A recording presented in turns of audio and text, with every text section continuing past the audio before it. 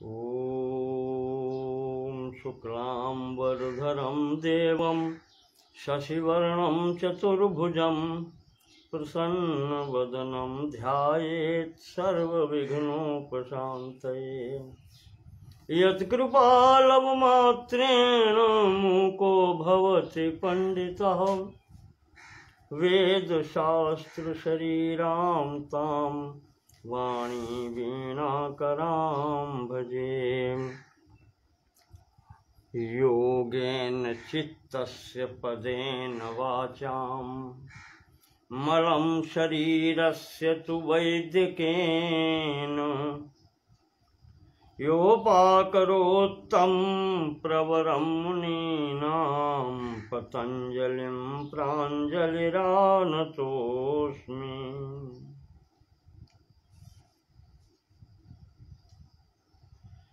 ॐ पूर्णमदः पूर्णमिदं पूर्णात् पूर्णमुदच्यते पूर्णस्य पूर्णमादाय पूर्णमेवावशिष्यते। ओम शांति शांति शांति।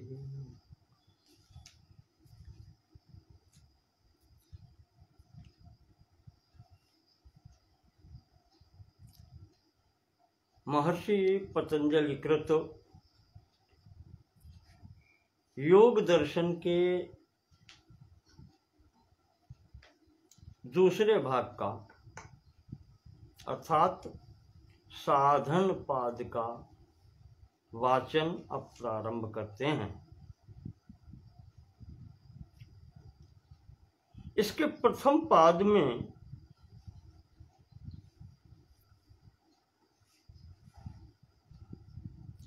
जो उत्तम अधिकारी हैं, अच्छे अधिकारी हैं, उनके लिए योग का स्वरूप,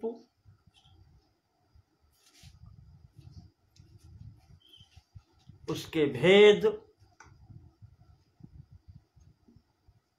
और उसका फल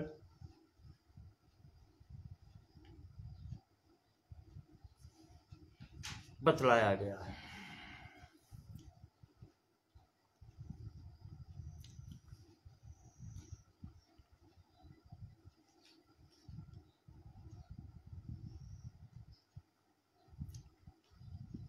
वहां पर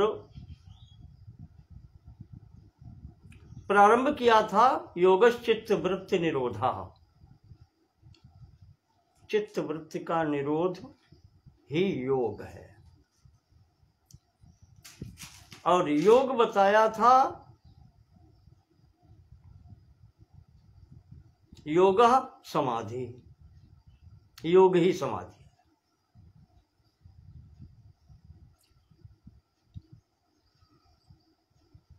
साधन बताया गया था कि चित्त वृत्तियों का शांत हो जाना, उनका निरोध हो जाना ही योग है। अब वो कैसे होगा, तो उसके लिए साधन रूप में अभ्यास वैराग्य बतलाए गए। अभ्यास वैराग्याभ्याम तन्निरोधा। पर जो साधक है वो संसार में रहने वाला है,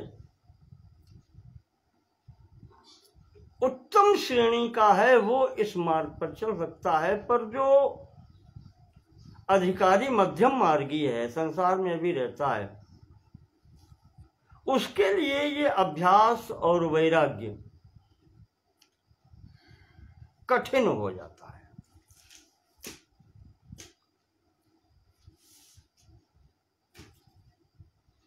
तो मुख्य लक्ष्य तो वही है।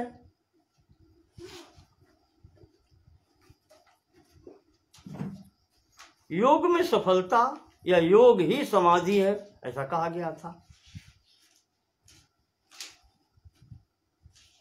समाधियों के भेद बताए थे आपको, संप्रज्ञात समाधि, असंप्रज्ञात समाधि। चरम लक्ष्य असंप्रज्ञात समाधि का।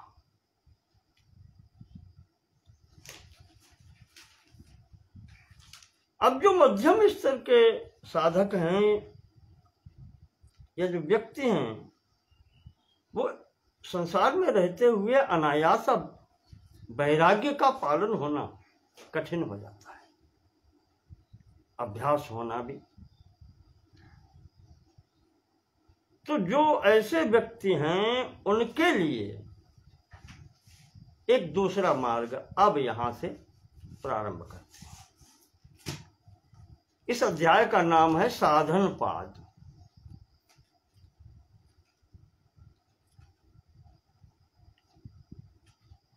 साधन पाद के प्रथम ही सूत्र जो है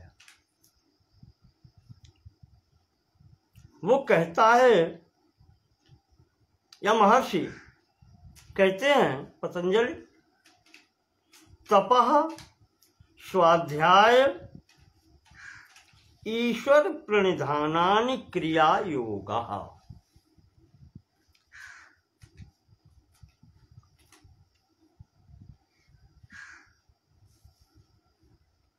क्रिया योगः, अंतिम शब्द पर विचार करें।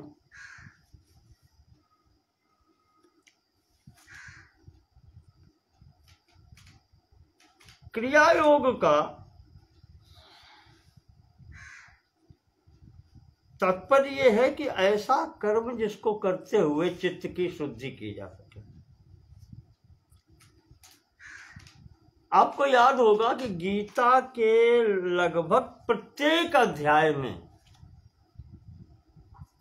योग का नाम लिया गया है।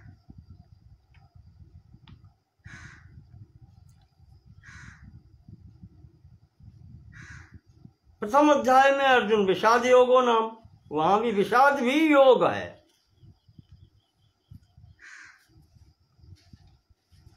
दूसरा अध्याय कहता है सांख्य योगो नाम।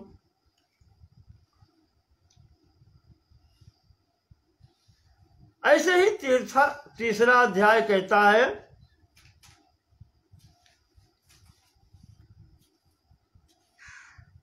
कर्म योग। अधिक क्या, अंतिम अध्याय तक 18वें अध्याय तक मोक्ष संन्यास योग है।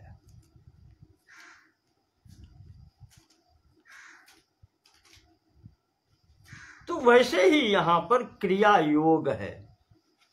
जो लक्ष्य से योग करा दे,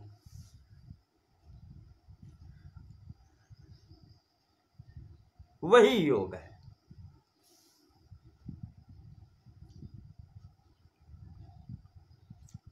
तो इसी में जिसको कर्मयोग भी कहा गया है, यहां इसको क्रिया योग कहा गया है, यानी ये करने से होता है।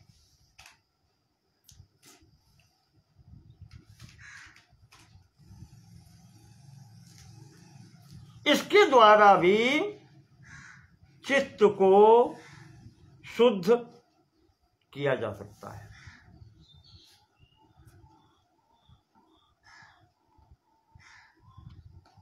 और यहां इन्होंने क्रिया योग में 3 स्थितियां बतलाई हैं। तपः स्वाध्याय ईश्वर प्रणिधानानि क्रिया योगः।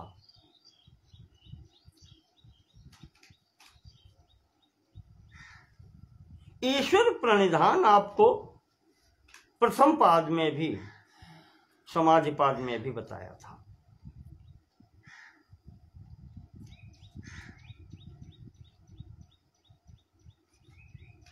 उसका यहां पर भी लिया गया है।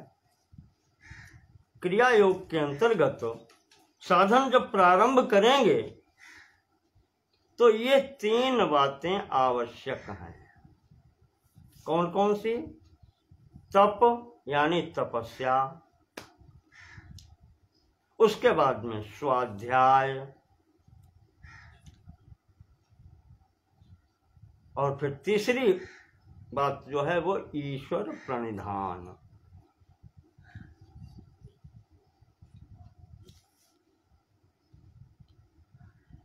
तपस्या, प्रथम जो है तपस्या। तपस्या क्या है?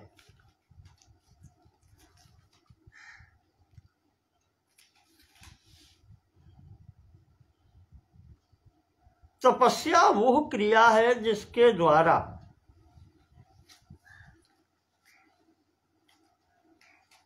शरीर, प्राण, इंद्रियां, मन, इनको वश में किया जाता है।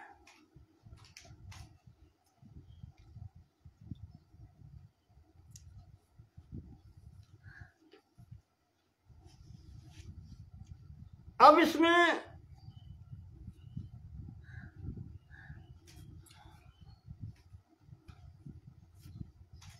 हम लोग जो भी पूर्ण रूप से कार्य करने की बात कहते हैं तो 3 शब्द प्रयोग करते हैं, मन, वाणी और शरीर। तो ऐसे ही तपस्या यहां पर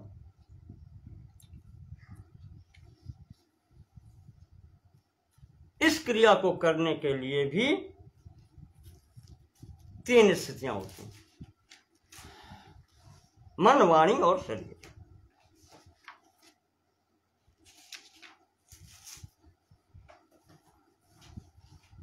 क्योंकि गीता के 6ठे अध्याय में आया है कि आरुरुक्षोर मुनेर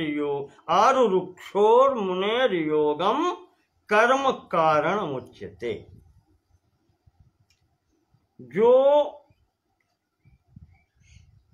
इस मार्ग पर चलने की इच्छा रखता है, योग मार्ग पर चलने की इच्छा रखता है, कर्म कारण उच्यते, उसके लिए भी कर्म करना आवश्यक है। कर्म भी योग का साधन है।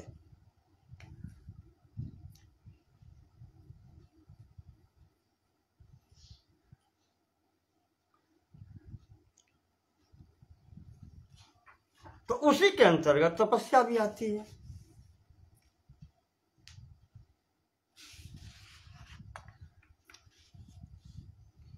इस क्रम में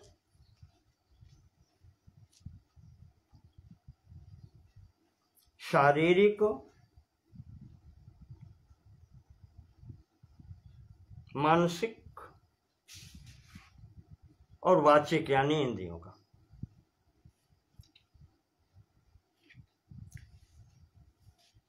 शारीरिक तप, उसका भी संकेत गीता के 6ठे अध्याय में ही मिलता है। भगवान कहते हैं कि अर्जुन, इस मार्ग में चलने वाले को सफलता कब मिलती है? युक्ताहार विहारस्य युक्त चेष्ट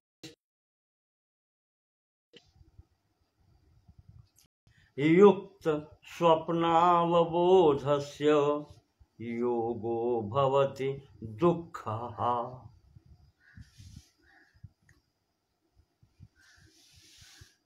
जिसका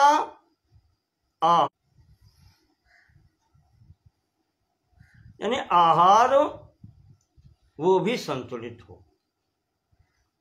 विहार यानी आचरण भी संतुलित हो, युक्त हो, समयानुकूल हो, कष्टप्रद न हो, युक्त चेष्टस्य कर्मसु, कर्मों में भी संतुलन हो, दुष्कर्म न किए जाएं, सुकर्म किए जाएं, और युक्त स्वप्नावबोधस्य, जितना आवश्यक है उतना ही सोया जाए, निद्रा भी उतनी हो संतुलित, और समय पर उठना भी हो। तो ये जब आप पढ़ेंगे तो ये जितनी बातें यहां बताई हैं ये शारीरिक संबंधी है, ये सब शरीर से संबंध रखती हैं।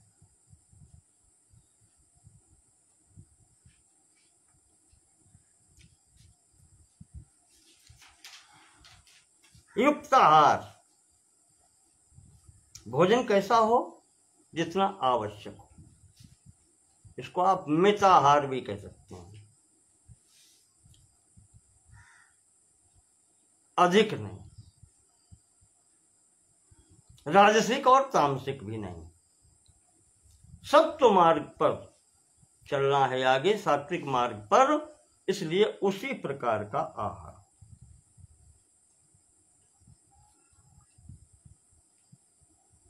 इसके संबंध में कहीं आया है, चरक संहिता, सुश्रुत संहिता में कहीं है, सुस्निग्ध मधुराहार चतुर्थांश विवर्जिता। भोजन कैसे हो? स्निग्ध, अच्छा हो, मधुर, तीखा और कसैला वैसा न हो, चतुर्थांश विवर्जिता। खाने और पीने के बाद में पेट के अंदर आहार स्थान जो है वहां चौथाई भाग खाली रहे हमेशा। वहां उन्होंने कहा है भुज्यते शिव संप्रीत्यै, भगवान की प्रेरणा से, उनसे प्रेम करने के लिए मिताहारः स उच्यते, ऐसा जो करता है वो मिताहारी कहलाता है या युक्ताहारी कहलाता है। वहां जो विवरण दिया है उसके अनुसार आधा भाग भोजन, फिर चतुर्थांश भाग जल और फिर चतुर्थांश भाग वायु के लिए छोड़ना चाहिए आहार स्थान में। यह है आहार का। राजसी और तामसी वस्तुओं का बिल्कुल त्याग हो जाना चाहिए। और जैसे कुछ लोग कहते हैं कि आपत्ति काले मर्यादा नास्ति, यहां इस मार्ग में चलने वाले के लिए आपत्ति काल नहीं होता, बहानेबाजी नहीं चलेगी कि भूख इतनी तेज लगी थी इसलिए ऐसा कर लिया ना। ये मार्ग दूसरा है। आपत्ति काल में भोजन न करो, वो अच्छा है, क्योंकि उपनिषद में आया है अन्नम वै मनः, अन्न का प्रभाव मन पर भी पड़ता है, अन्न का प्रभाव शरीर पर भी पड़ता है। ये तो सबने देखा है, सबका अनुभव है। तो हम भारतवासियों का विशेष तौर से आहार ही बिगड़ा हुआ है। और क्या कहें, आहार बिगड़ा, विहार भी बिगड़ा, आचरण भी बिगड़ा है उसी आधार पर। सबका मूल आधार तो आहार ही है, जो भोजन हम करते हैं।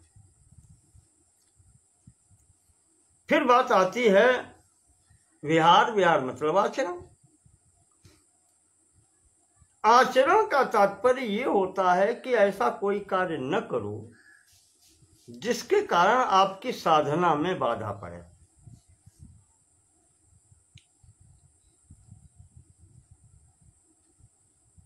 और फिर है युक्त चेष्टस्य कर्मसु।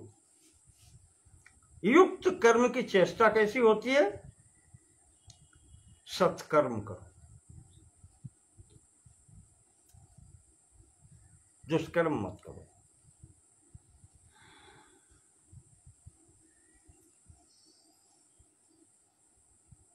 कर्म उतना करो जितना शरीर को परेशानी न हो, व्याधियां न हो।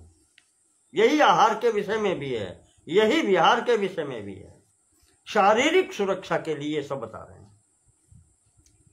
और फिर युक्त स्वप्नावबोधस्य, शरीर को जितनी आवश्यकता है उतना ही निद्रा का सेवन किया जाए। योगियों ने तो कहा है 4 घंटे से लेकर के 6-7 घंटे तक, अधिकतम 7 घंटे, इससे अधिक नहीं। शरीर के लिए इतनी निद्रा पर्याप्त है। और जब साधना अच्छी होती जाती है तो निद्रा, ये निद्रा क्या है? ये भी तमोगुण का है। तो कम से कम 4 घंटे की निद्रा तो होनी चाहिए। 24 घंटे में दिन के 4 घंटे की निद्रा अति आवश्यक है। इसी क्रम में आपको बता दें, आहार विहार की बात चल रही है, उपवास और व्रत भी उतने ही करने चाहिए जिससे आपके भजन में, आपकी साधना में कोई बाधा न करे, उपस्थित हो। लंबे उपवास करने की आवश्यकता नहीं है।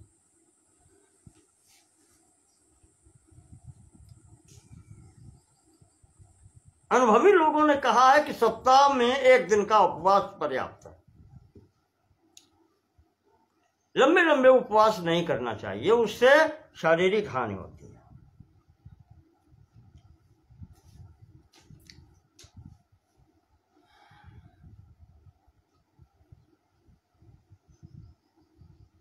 मुझे याद है, संभवतः वो डॉक्टर साहब देख भी रहे होंगे, उन्होंने 27 महीने का फलाहार किया। पास के ही हैं।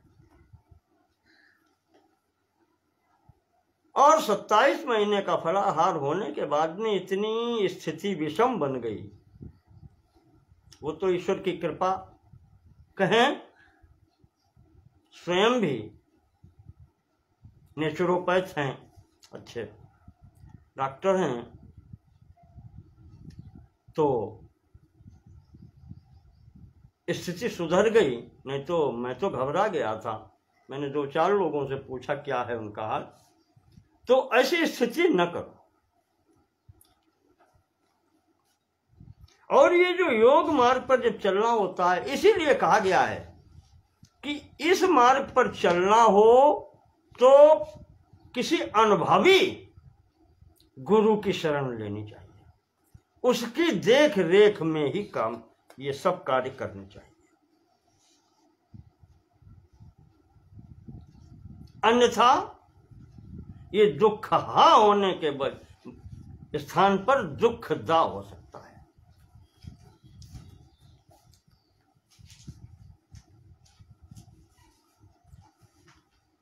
ये हुआ शारीरिक। मानसिक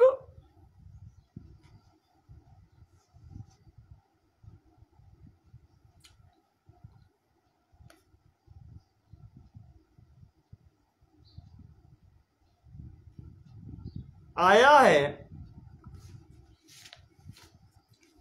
गीता में ही है, 17वां अध्याय, वहां पर ये तीनों प्रकार के दिए हैं। शारीरिक जो दिया है उसमें है देव द्विज गुरु प्राज्ञ पूजनम शौचम आर्जवम ब्रह्मचर्यम अहिंसाम च शारीरम तप उच्यते। देवताओं का सम्मान, ब्राह्मणों का सम्मान, गुरु का सम्मान और प्राज्ञ अच्छे साधकों का सम्मान। शौचम आर्जवम, शरीर की शुद्धि, आर्जवम ऋजुता, किसी के साथ में व्यवहार गलत न हो,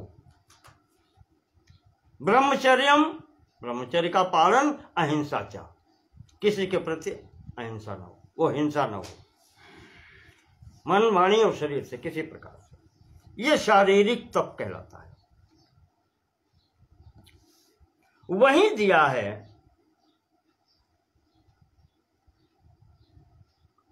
अनुद्वेग करम वाक्यम सत्यम प्रिय हितम च यत् स्वाध्यायाभ्यसनम चैव वाङ्मयम तप उच्यते। ऐसी कोई बात वाणी से नहीं बोलनी चाहिए जो अगले व्यक्ति में उत्तेजना उत्पन्न करे और जिसका फल आपको भी भोगना पड़े। तो अनुद्योग करम वाक्यम ये छोड़ देना चाहिए। सत्यम सत्य बोलना चाहिए, प्रिय हितम हितकारी बात कहनी चाहिए, प्रिय लगने का भी ध्यान रखना चाहिए, कड़वी बात मत बोलो। सत्यम प्रिय हितम च यत्, सत्य भी हो, हितकारी भी हो और प्रिय भी हो। स्वाध्याय अभ्यसनम चैव, स्वाध्याय का अभ्यास हो, अच्छी पुस्तकों का अध्ययन हो।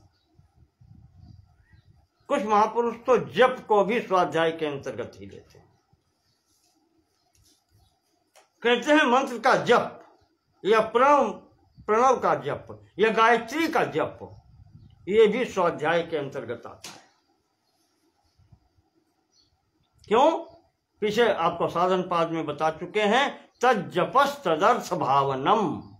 क्यों? जप भी उसकी भावना से, किसके लिए कर रहे हैं, क्या ध्येय है, उसकी भावना से जप।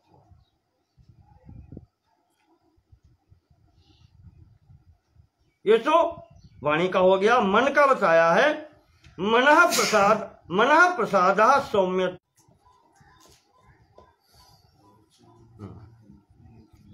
तो मनः प्रसाद सौम्यत्व मौनम आत्म निग्रह भाव संशुद्धि तपो मानस मुच्यते।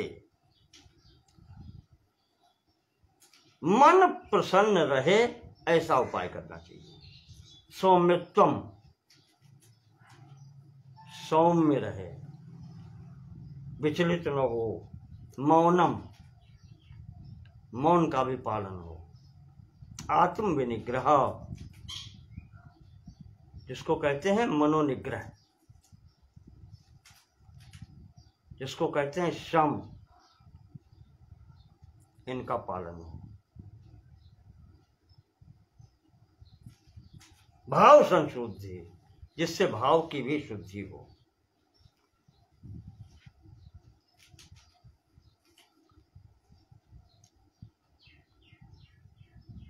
जिन चीजों से कष्ट होता है,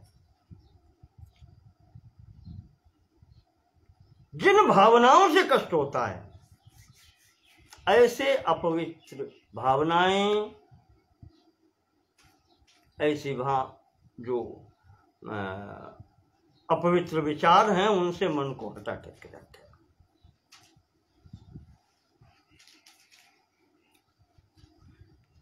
तो ये तपस्या के लिए इतनी बातें हो गई। अब स्वाध्याय को मैंने आपको बताया। स्वाध्याय अच्छी पुस्तकों का पढ़ना, जिस मार्ग पर चल रहे हैं उस मार्ग की पुस्तकों का अध्ययन होना, वैदिक अध्ययन होना, वेद का अध्ययन होना, उपनिषद का। और जप भी इसमें लेते हैं तो प्रणव या गायत्री या इष्ट के मंत्र का जप होना, यह स्वाध्याय के अंतर्गत आता है।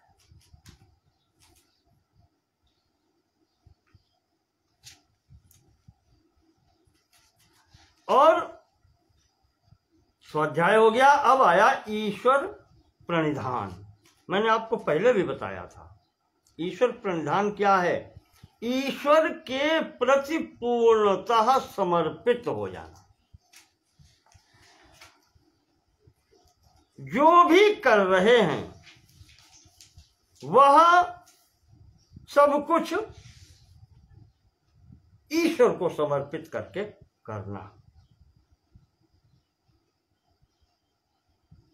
जैसे हमारे आचार्य लोग पढ़ते हैं, काम तो वापी यत् करोमि शुभाशुभम तत्सर्वं त्वयि सन्न्यस्तं त्वत्प्रयुक्तः करोम्यहम्।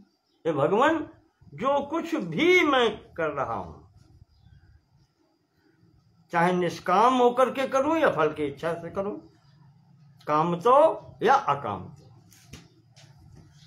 जो कुछ मैं शुभाशुभ कर्म या अनुष्ठान कर रहा हूं, तत्सर्वम त्वयि सन्न्यस्तम, वो मैं सब आपको समर्पित करता हूं। क्योंकि सब कार्य होते तो आपकी ही प्रेरणा से हैं। या इसी प्रसंग में एक श्लोक वो 11 स्कंद से श्रीमद् भागवत के आता है, जहां मैं पहले भी बता चुका हूं पिछले उसमें, कि योगीराज योगीश्वर कवि ने जो उपदेश दिया है महाराज निमि को, वहां उन्होंने पहली बात जो कही थी, कायेन वाचा मनसेन्द्रियैर्वा बुद्ध्यात्मना वा निसृत स्वभावः करोषि यदि यत् सकलं परस्मै नारायणायेति समर्पयेत् तत्तु। अर्थात जो कुछ भी कर रहा है शरीर से, वाणी से, मन से, इंद्रियों से, बुद्धि से, आत्मना यहां तक कहा है, उससे भी जो कुछ करोषि यद् यत्, जो कुछ भी कर रहा है, जो जो कर्म कर रहा है, सकलम संपूर्ण रूप से, परस्मै नारायणाय, वो भगवान के, वो जो परब्रह्म परमात्मा है उसको समर्पित, तो उसको समर्पित कर दिया। इदम न म, तेरा तुझको अर्पण, क्या लागे मेरा। ये है ईश्वर प्रणिधान। समस्त कर्मों को परमात्मा के अथवा गुरु के प्रति संकल्प करके समर्पित करते हैं। इसमें दोनों बातें आ जाती हैं। कर्म जब समर्पित कर दिया तो कर्म फल भी समर्पित हो गया।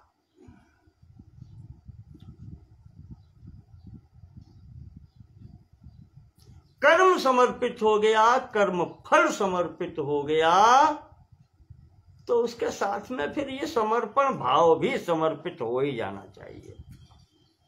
उसका भी फिर अहम भाव रहना नहीं चाहिए कि मैंने समर्पण कर दिया।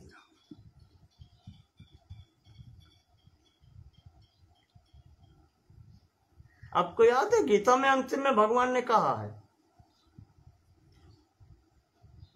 यत् करोषि यदश्नासि यज्जुहोषि ददासि यत् तपस्यसि कौन्तेय तत्कुरुष्व ममार्पणम मदर्पणम।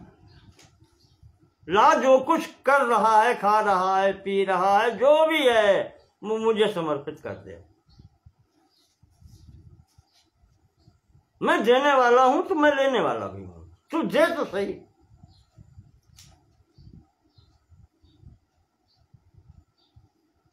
तत्कुरुष्व मदर्पणम, मुझे समर्पित कर दे, तेरा पाप पुण्य मैं देखता हूं। ये है ईश्वर प्रणिधान। तो इस प्रकार से यहां पर महर्षि पतंजलि ने प्रथम सूत्र में ही ये 3 स्थितियां दे दी, तपस्या, स्वाध्याय और ईश्वर प्रणिधान। ये क्रिया योग है और आप जानते हैं कि उपनिषद ने भी कहा है कि कर्म करते हुए ही जीवन की इच्छा करें।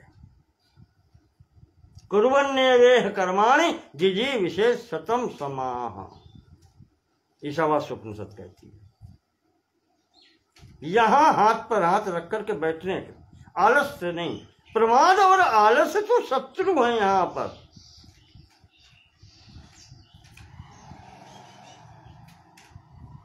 कर्म करने हैं और ईश्वर को समर्पित होकर करना है। संपूर्ण कर्म ईश्वर को ही समर्पित करते हैं।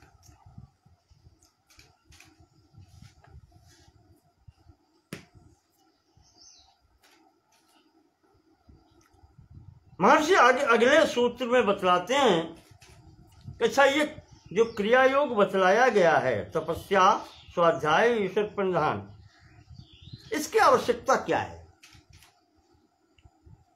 किस लिए किया जाता है? तो दूसरे सूत्र में कहते हैं समाधि भावनार्थ क्लेश तनु करणार्थश्च। कहते हैं इससे के मुख्यतः दो कारण। एक है समाधि भावना अर्थ।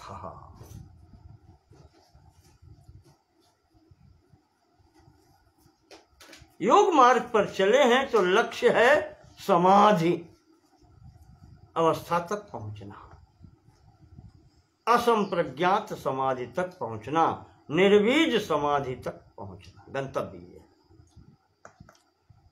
तो समाधि भावना अर्थ, ये क्रिया योग का पालन इसलिए करना है कि हमें उस गंतव्य तक पहुंचना है। भावना, उसको बार बार चित्त में ध्यान रखें कि हम कहां चल रहे हैं।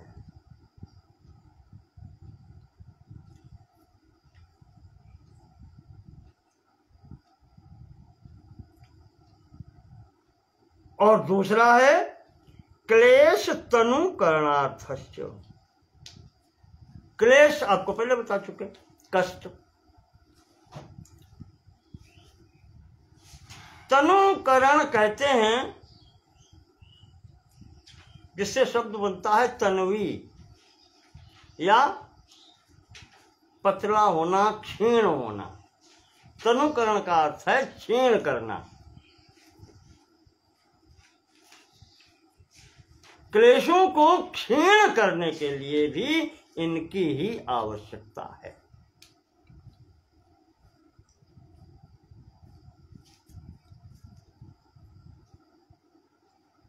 समाधि भावना का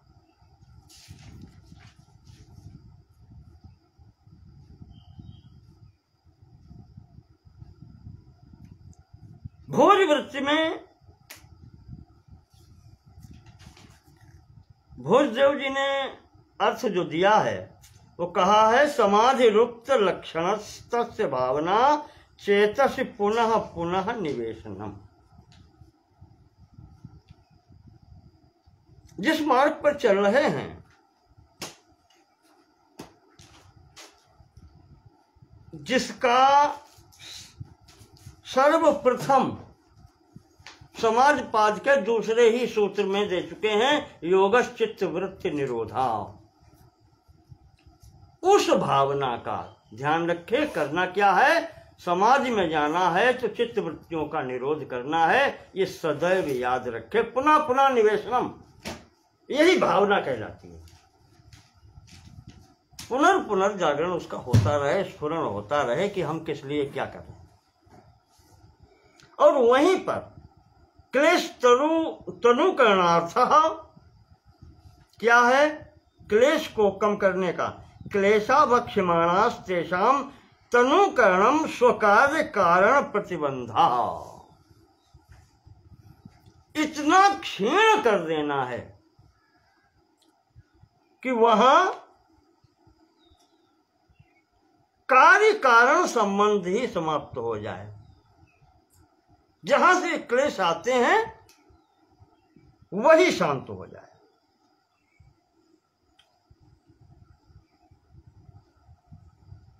ऐसा कहा है। क्लेश तनु करणार्थस्य। तो समाधि के संबंध में पहले जो शब्द दिया है समाधि भावनार्था, ये तो प्रथम पाद में आपको बता चुके हैं, विस्तार से चर्चा समाधि की हो चुकी। अब यहां पर जो आया है क्लेश, ये भी बता चुके, क्लेश तनु करणार्थस्य। अब ऐसे कौन से क्लेश हैं? क्लेश मतलब कष्ट देने वाले या कष्ट। कष्ट कितने प्रकार के हैं? महर्षि पतंजलि तीसरे सूत्र में कहते हैं, अविद्या, अस्मिता, राग, द्वेष, अभिनिवेशाः क्लेशाः। ये क्लेश हैं। 5 नाम दिए हैं, अविद्या, अस्मिता, राग, द्वेष और अभिनिवेश। ये 5 क्लेश बतलाए गए।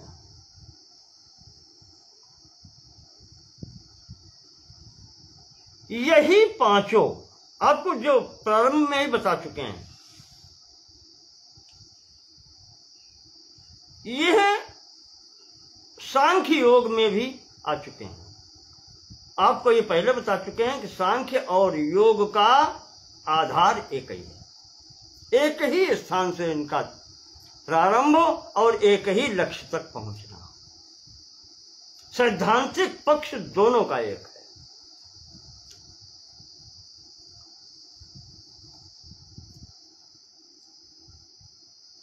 और इनके द्वारा ये जो यहां पर 5 नाम लिए गए हैं, इनका भी सांख्य में वर्णन आया है।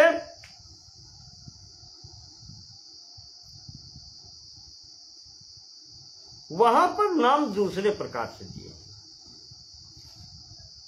इनको वहां जो कहा गया है, पंचक्लेश जो बताए गए हैं, वो हैं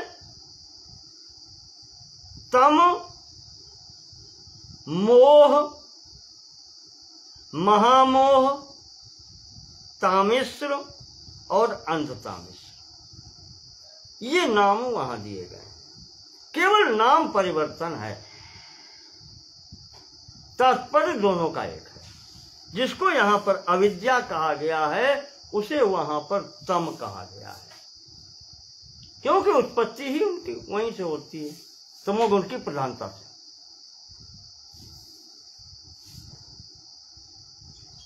वही अविद्या, वही तम। मोह जिसको वहां कहा है, यहां पर उसको अस्मिता कहा है।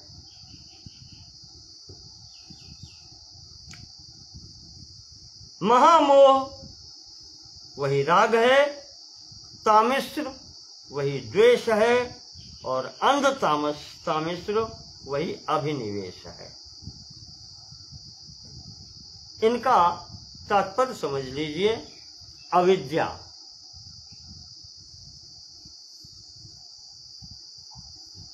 तमो प्रधान प्रकृति ही,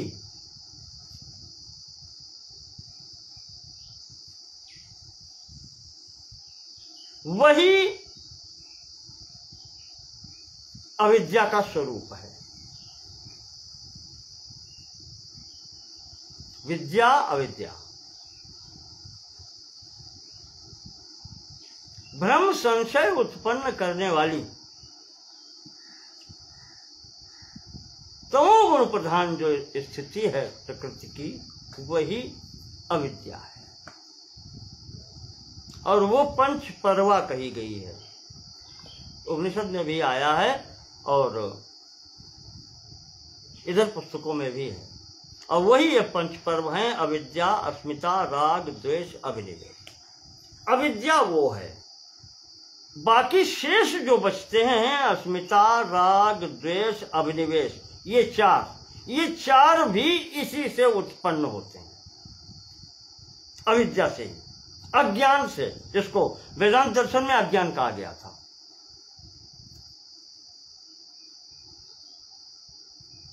ये अविद्या से ही शेष 4 उत्पन्न होते हैं।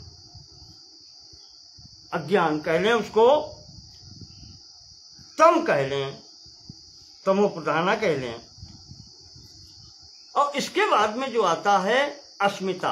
अस्मिता आपको बता चुके हैं। अस्मिता क्या है? अस्मिता वो है, अब चले जाओ, अविद्या के बाद में अस्मिता। अस्मिता वो है जहां पर गोस्वामी तुलसीदास जी ने जिसको कहा है कि जड़ चेतन ही ग्रंथि परि गई, यद्यपि मृषा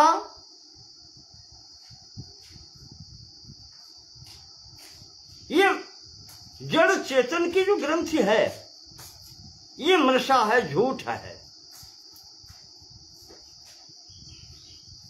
यही अस्मिता है।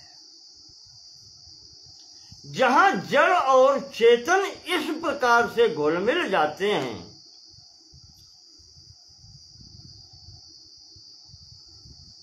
चेतन स्वयं को जड़ समझने लगता है और जड़ स्वयं को चेतन समझने लगती है, इस स्थिति में हो जाता है कि यही मैं हूं।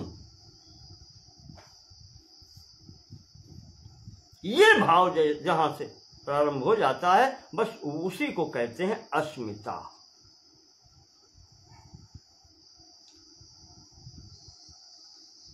जो जड़ चेतना ग्रंथ से पड़ गई, जिसको गोस्वामी जी कह रहे हैं, यद्यपि मृषा, झूठ है, पर संसर्ग इतना घनिष्ठ हो गया है कि वो कुल मिलाकर के वो कहता है कि मैं यही हूं। जीव भाव यहीं से उत्पन्न होता है। यद्यप दोनों अलग अलग हैं, फिर भी जड़ समझता है कि मैं चैतन्य हूं और चैतन्य में समझता है कि मैं कर्ता भोक्ता हूं। ये है भाव। यहां पर इसको कहते हैं अस्मिता।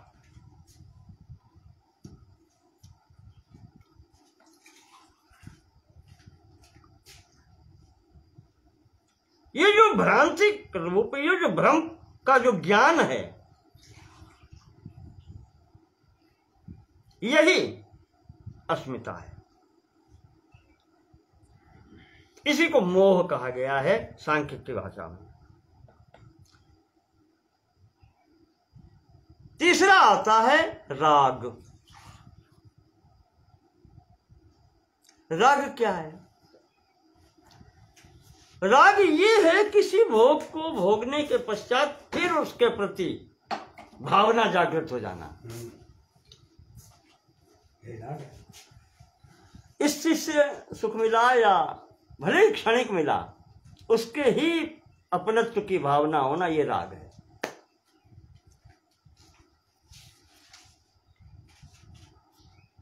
और द्वेष क्या है? द्वेष भावना वो है जहां पर आपके सुख में बाधा पड़ती है।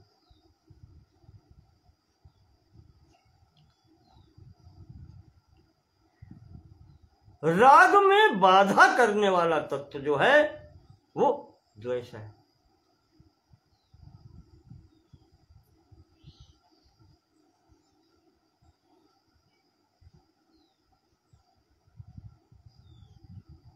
भोग मार्ग में बाधा डालने वाला जो है वो भावना, वो जो ये क्लेश देने वाला है, वो है द्वेष। देखें आप, इसमें दोनों, राग भी क्लेश की श्रेणी में है और द्वेष भी क्लेश की श्रेणी में है। और अंतिम जो आया है अभिनिवेश। अभिनिवेश बहुत विचित्र शब्द है।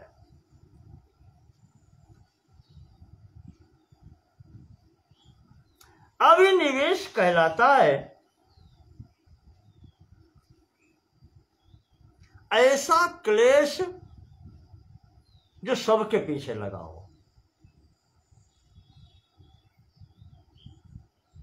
कितना भी छूटना चाहो, ये जल्दी छूटता नहीं है। जन्म जन्मांतर की इतनी वासनाएं, इतने उसके संस्कार पड़े हुए हैं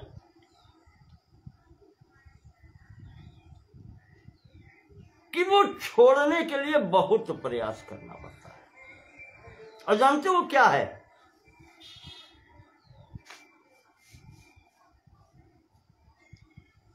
जीने की इच्छा। ये सबसे बड़ा कष्ट है। अच्छा, अब आप कहेंगे कि जीने की इच्छा करना कष्ट कहाँ का है? कष्ट इसलिए है, कष्ट इसलिए है कि आप अपने को पहचानते ही नहीं।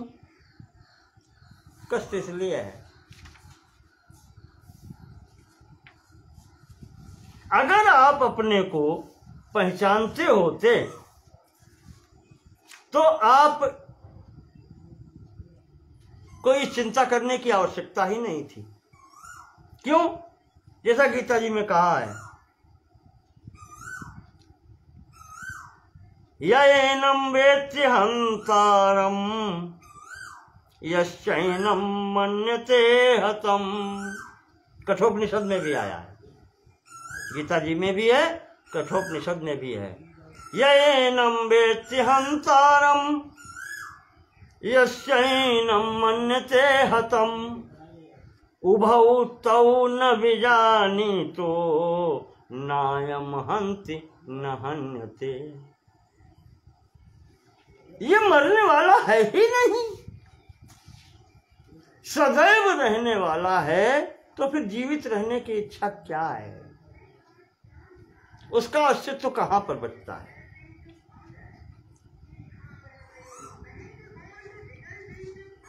और इन दोनों बातों पर अगर विचार करें तो इस शब्द का एक विलक्षण अर्थ निकलता है अभिनिवेश का।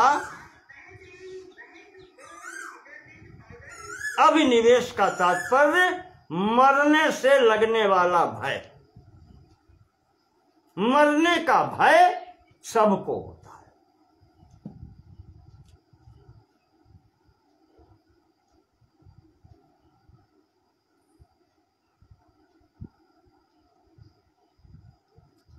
तो मरने का भय भी कहते हैं, कोई कोई इसको सीधे मृत्यु कह देते हैं अभिनिवेश को।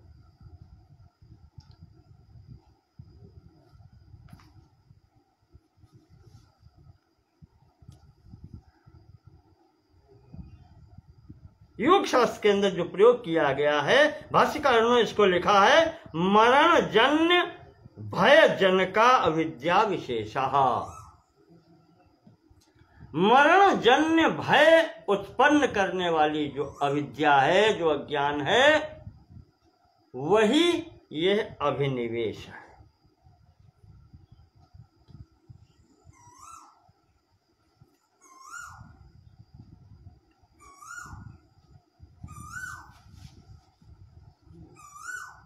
तो इस प्रकार से इन सबका चारों का से प्रथम अविद्या जो है इन शेष चारों का मूल है।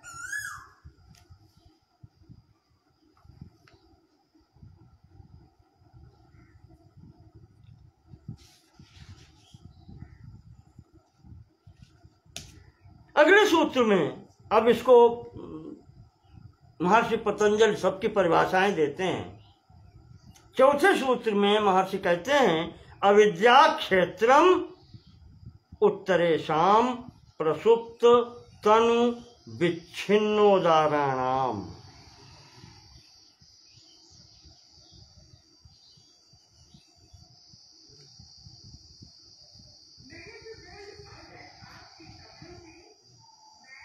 कहते हैं कि अविद्या क्षेत्रम, अविद्या ही क्षेत्र है,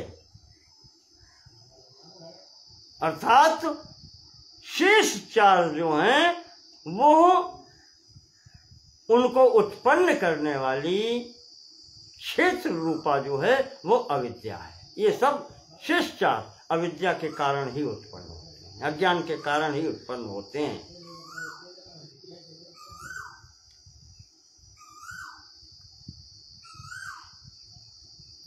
और कहते हैं कि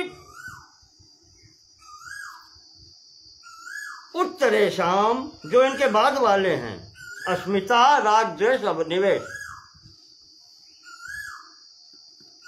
इनको उत्पन्न करने वाली अविद्या है।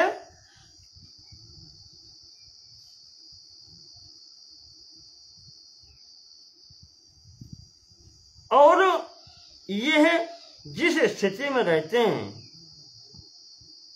वो स्थितियां, उनका नाम दिया जाता है। एक कहलाती है प्रसुप्त, एक कहलाती है तनु, एक कहलाती है विच्छिन्न और चौथी कहलाती है उदास।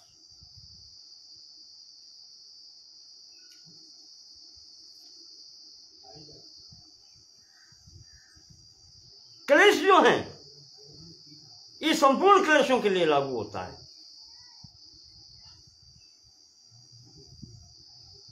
मुख्य क्लेश जो प्रथम है वो है अविद्या, शेष चार इससे उत्पन्न होती हैं और इनकी सबकी स्थिति चार प्रकार की होती है: प्रसुप्त, तनु, विच्छिन्न और उदास। प्रसुप्त क्या है? प्रसुप्त वे क्लेश हैं जो चित्त में, प्रसुप्त का नाम अर्थ ही ये है सोई हुई अवस्था में रहते हैं,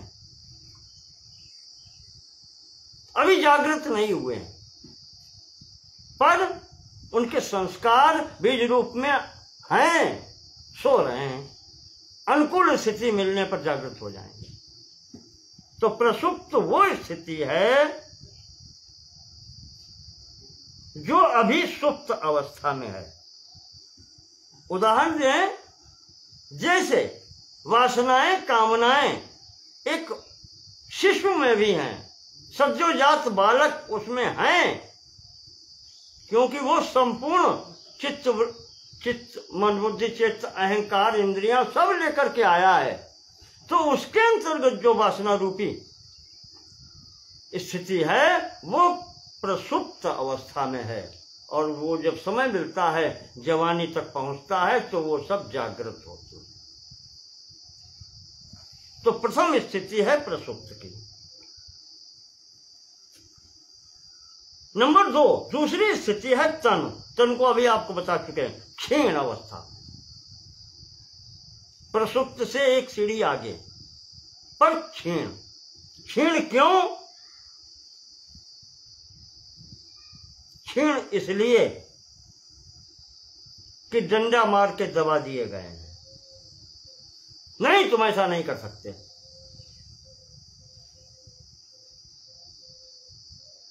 ये इस कारण से जो किसी अन्य भावना से दबा दिए गए या कुछ ऐसे साधन करके उनको शिथिल कर दिया गया है, दबा दिया गया है।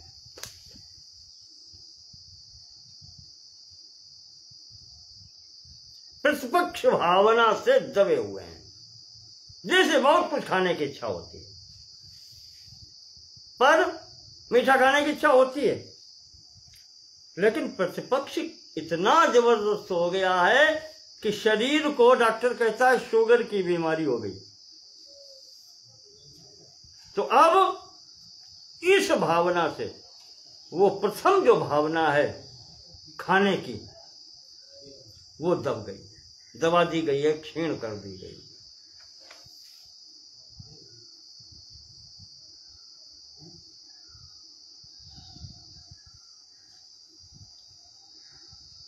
पर वो भी सूक्ष्म रूप से बनी तो रहती। मिठाई आई सामने तो उठा करके मुंह में तो डाल लेता है। तो ये दबी हुई हैं, दबाई हुई हैं, क्षीण अवस्था में ये हैं। ये तनु स्थिति है। उसके बाद में है विच्छिन्न।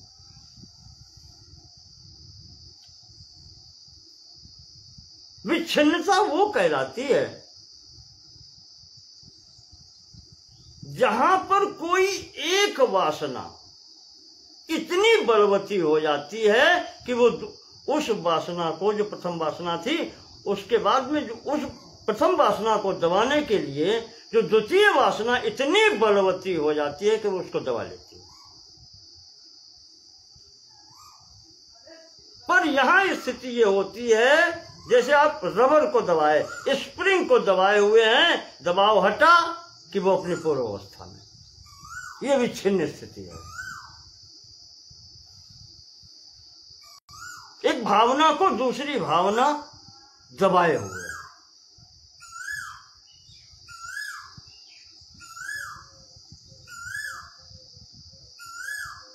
वो विच्छिन्न अवस्था कहलाती है। जैसे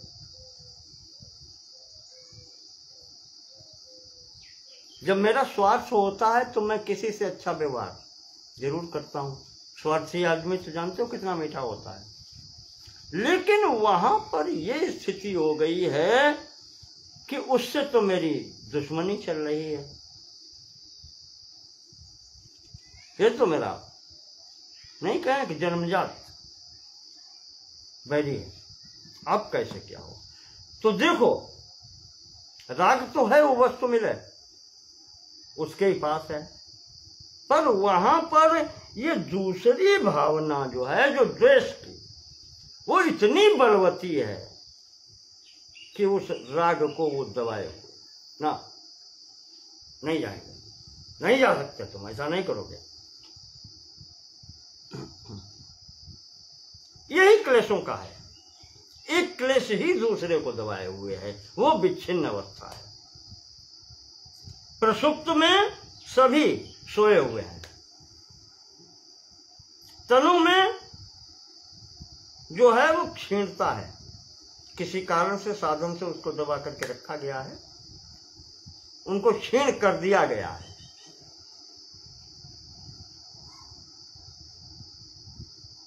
तपस्या करके उनको दबा दिया गया है कि नहीं, अब इस मार्ग पर है। नहीं, विच्छिन्न अवस्था में वो क्लेश ही क्लेश को दबाए हुए हैं, और उदार स्थिति में वो हैं क्लेश जो अपना मुक्त व्यापार कर रहे हैं, जागृत है।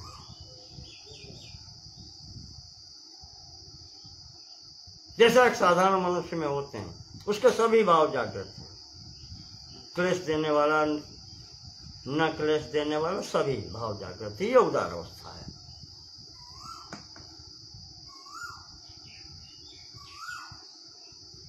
इन सब का नाश तभी होता है जब वो असंप्रज्ञात समाधि में जब पहुंच जाते हैं, तब वहां पर सब का नाश होता है, इन क्लेशों का। तभी वो स्थिति, चरम स्थिति जो प्राप्त होती है, वो असंप्रज्ञात समाधि।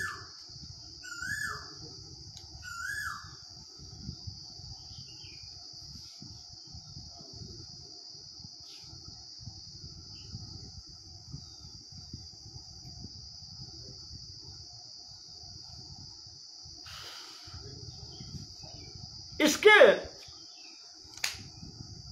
जो ये चार शब्द आए हैं, इसका स्पष्टीकरण वाचस्पति मिश्र जी ने भी दिया है। प्रसुप्तास्तत्वलीनानां तन्वस्थास्य योगिनां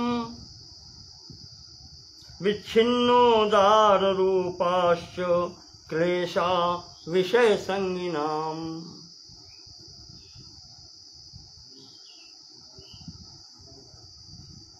प्रसुप्ता तत्वलीनानां, ये जो तत्वलीन कहे गए हैं, आपको याद होगा समाज में जो विदेह या प्रकृति लय वाले योगी कहे गए थे, योग की अवस्था कही गई थी, उस समय जो स्थिति होती है इनकी, वो उस स्थिति में ये क्लेश, तो विदेह और प्रकृति लय वाले योगियों में ये क्लेश प्रसुप्त होते हैं। तनु अवस्था से योगिनाम, और योगियों में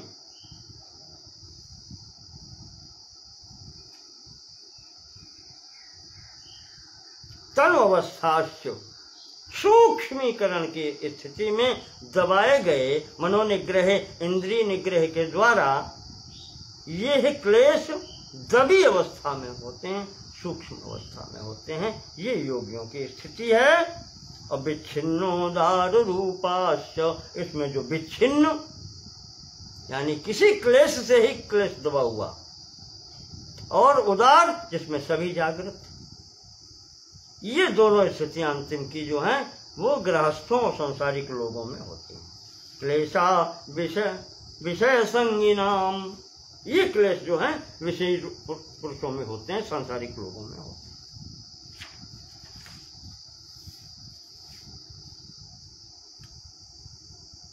अब अविद्या है क्या, उसके विषय में महर्षि कहते हैं कि अनित्या शुचि दुखानात्मसु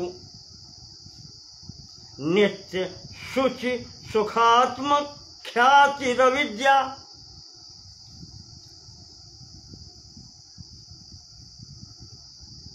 जो वस्तु अनित्य है, अपवित्र है, अनित्य, अशुचि, दुख, अनात्मसु, ये गुण बताए हैं 4। अनित्य है,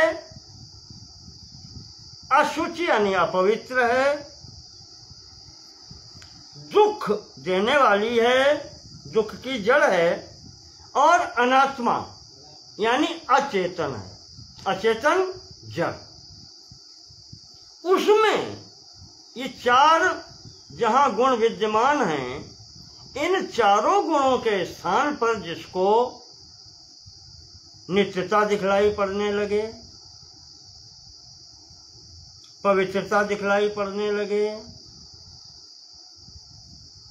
सुख दिखलाई पड़ने लगे, आत्मभाव दिखलाई पड़ने लगे, वही बात घूम के आ गई। अविद्या जननी है उसकी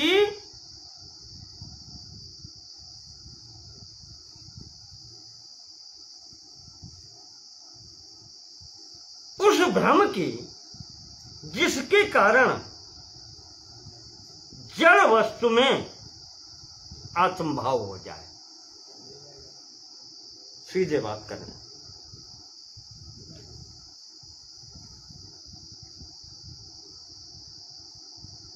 अनित्य में नित्य का भाव हो जाए। अनित्य कौन है? जड़ वस्तु। नित्य कौन है? चैतन्य वस्तु। अशुचि अपवित्र में पवित्रता का भाव हो जाए, ये भी वही है। अपवित्र जड़ और पवित्र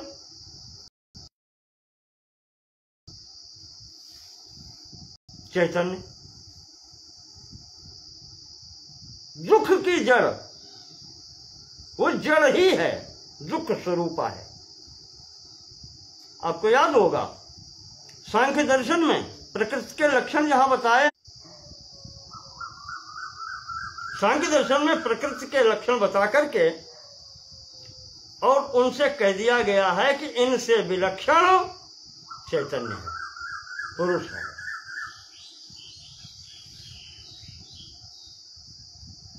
प्रकृति से विलक्षण गुण जो है चैतन्य का है।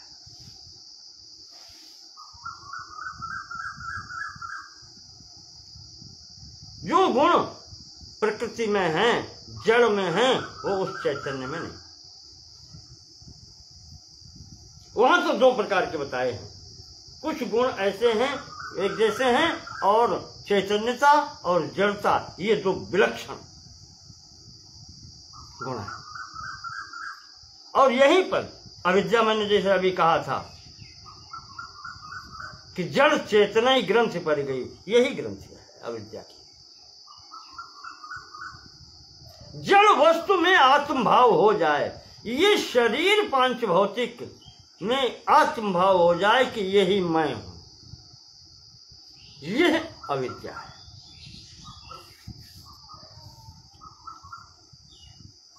अनित्यता में नित्यता का ज्ञान हो, अविद्या। अपवित्र में पवित्रता का ज्ञान हो, दुख में सुख का ज्ञान हो। भागवत में आया है दुखे च सुख मानिना। ये मनुष्य ऐसा है जो दुख में ही, ये रजोगुण की अधिकता में उसमें बताया गया है। रजोपज का दुखे च सुख मानिना, ये दुख में भी सुख मानता है, वही यहां। और जड़ में ही आत्मभाव कर लेना कि यही मैं हूं।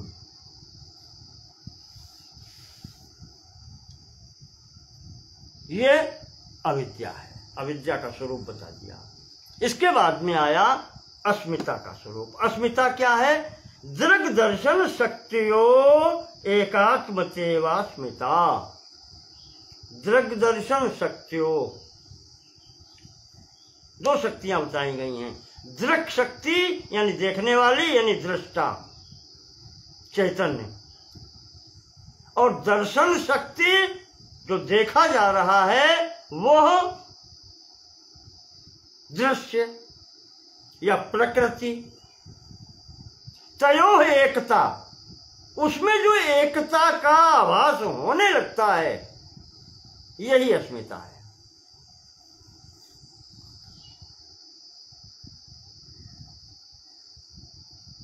जड़ में ही आत्मभाव आ जाना कि यही मैं हूं, यही जीव भाव है। और यही यहां पर जो होता है वह अस्मिता कहलाती है, मैं। और इसको ही समाप्त करने की आवश्यकता पड़ती है, जिसके लिए कई जगह पर, मुंडक उपनिषद में मैंने उस दिन कहा था, और श्रीमद् भागवत में 2 जगह आया है श्लोक।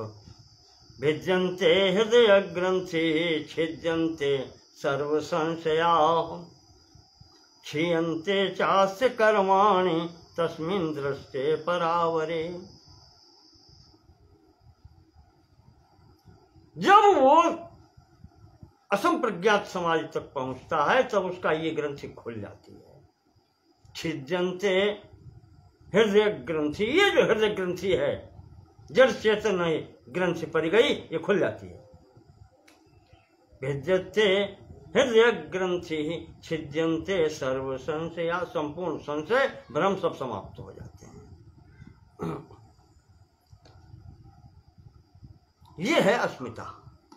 इसके बाद में राग कहते हैं सुखानुशयी राग, 7वां सूत्र कहता है सुख अनुशयी रागा।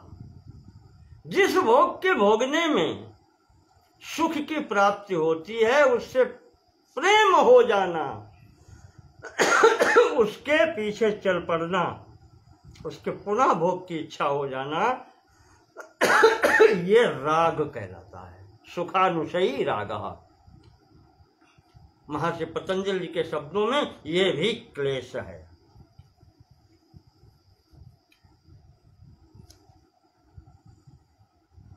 और दूसरा है 8वां सूत्र कि दुखानुशयी द्वेषा।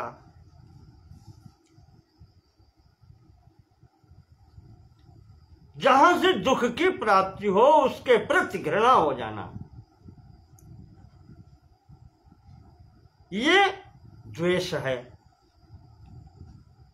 द्वेष के कारण घृणा होती है और सुख के कारण, ये दुख के कारण द्वेष होता है और सुख के कारण राग होता है।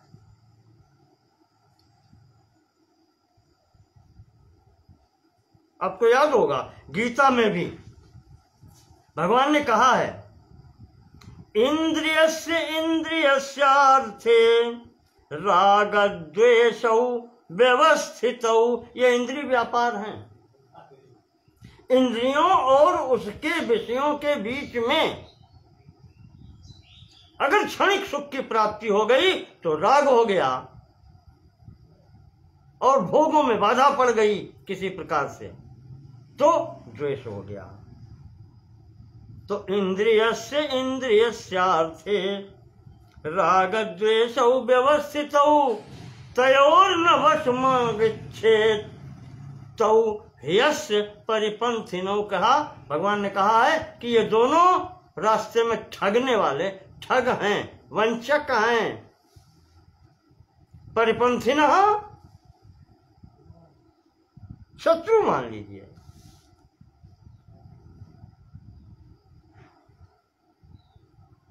राग और द्वेष। और इसके बाद में जो अंत आता है कि स्वरसवाही विदुषोपि तथा रूढ़ोभिनिवेशः,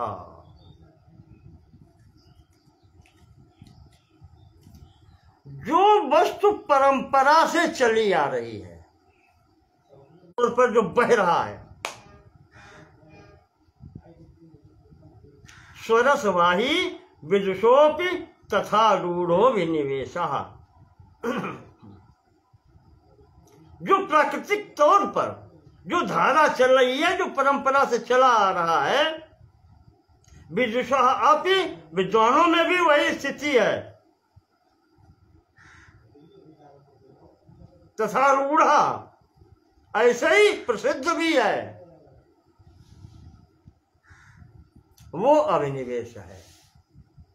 प्रसिद्ध क्या है वही बताया नहीं, जीवन के प्रति ममता या मरने से लगा हुआ डर।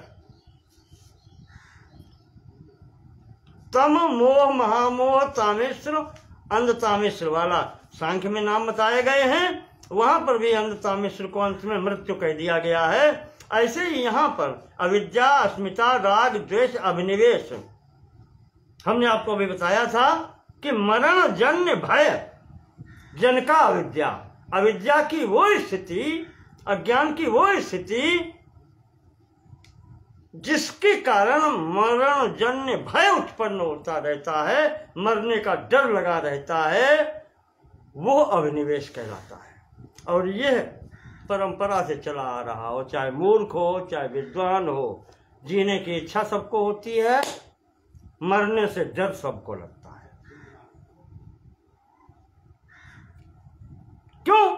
अविद्या इसलिए कि उसे ज्ञान नहीं है। जब ज्ञान हो जाएगा तो ये डर छूट जाएगा।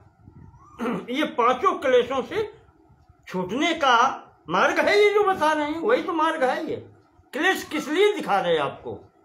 ये क्लेश देने वाले हैं, इनको छोड़ो, और छोड़ने का मार्ग बता रहे हैं। क्योंकि जब ज्ञान हो जाएगा तो आप जान लेंगे कि न जायते म्रियते वा कदाचिन नायम भूत्वा भविता वा न भूयः।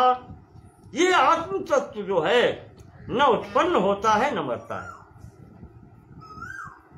न कभी था, भूत्वा भविता न भूयः।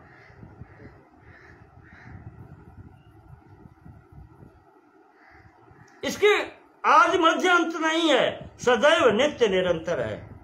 अजो नित्यः, अजन्मा है ये, नित्यः नित्य सदैव रहने वाला है। शाश्वतोऽयं पुराणो न हन्यते हन्यमाने शरीरे।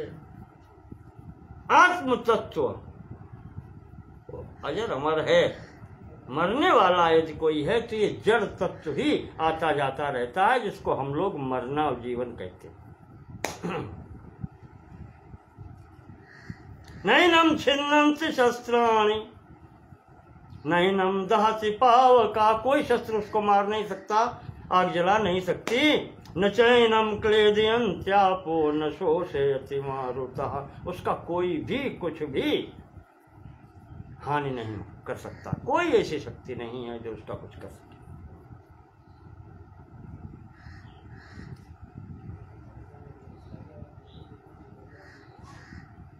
ते प्रति प्रसव हेया सूक्ष्म, 10वां सूत्र कह रहा है। तो ये 5 क्लेश जो बता दिए, जो इस प्रकार से क्लेशद हैं, क्लेश रूप ही हैं, स्वयं में क्लेश हैं, इन ये ते प्रति प्रसवा हेया। प्रतिप्रसवा, प्रसव कहते हैं उत्पन्न होना, और प्रतिप्रसवा यानी नष्ट होने वाले। ये नष्ट हो सकते हैं, किए जा सकते हैं, इसलिए हेया। इसीलिए ये हेय हैं, त्याज्य हैं। ये पांचों जो अविद्या, अस्मिता, राग, द्वेष, अभिनिवेश, महर्षि पतंजलि 10वें सूत्र में कह रहे हैं कि ये नष्ट किए जा सकते हैं, ये समाप्त किए जा सकते हैं, प्रतिप्रसवा हैं, यानी कि पुनः ये समाप्त हो सकते हैं। उत्पन्न होने वाले हैं तो ये नष्ट होने वाले हैं, इसलिए ये हेय अर्थात त्याज्य हैं, घृणा करने योग्य हैं, त्याज्य हैं।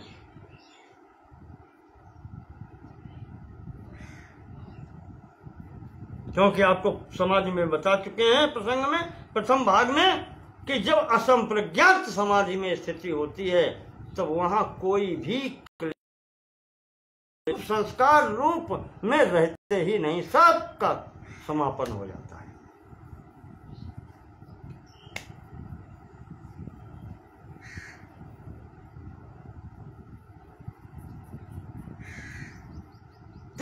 प्रसव हेया सूक्ष्म।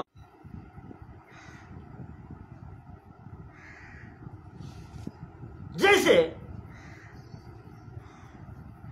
नहीं कर्म के बीज रहते बताया गया था उसमें, तो बीज कौन अंकुरित होता है?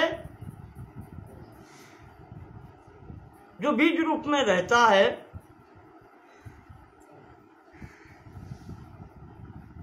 और अगर उस बीज को दग्ध किया जाए, ज्ञानाग्नि दग्ध कर्माणम, कर्म बीज रूप में रहकर, संस्कार रूप में रहकर के समय पाकर अंकुरित और फलित होते हैं, और अगर वही बीज जो खेत में बोया गया है वो दग्ध ज्ञान रूपी अग्नि के द्वारा जला दिया जाए, ज्ञानाग्नि दग्ध कर्माणम, जो ऐसे ज्ञान के द्वारा उत्पन्न हुई अग्नि से उन कर्म संस्कारों को, वासनाओं को भी जला देता है, तो वो दग्ध बीज वस्त हो जाते हैं, फिर वो पुनः अंकुरित नहीं होते। अंकुरित निर्दग्ध, जो निर्दग्ध हैं, जले हुए नहीं हैं, वो अंकुरित होते हैं समय पर और अनुकूल वातावरण पाकर के।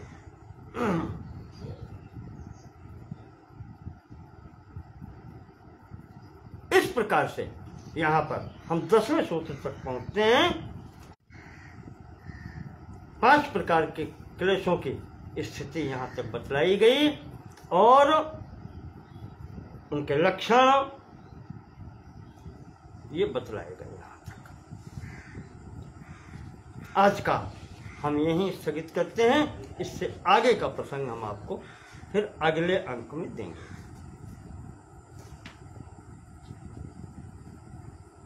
तो इस साधन पाद के अध्याय में हम आपको, या महर्षि पतंजलि ने साधन बताए हैं कि जो व्यक्ति अभ्यास वैराग्य पर सीधे नहीं पहुंच पाते, उनके लिए ये भी मार्ग है। तो उन्होंने प्रारंभ तप, स्वाध्याय, ईश्वर पर ध्यान से किया है।